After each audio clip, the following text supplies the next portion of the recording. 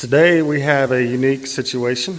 Well, we see it all the time, but this fireplace was apparently knocked out and redone, or at least the bottom part, and there's dust everywhere. This mortar, it's down in the grout, and that's the hardest stuff to get out, and it's mortar. So when it gets wet, we gotta get it wet, get it out so it doesn't dry.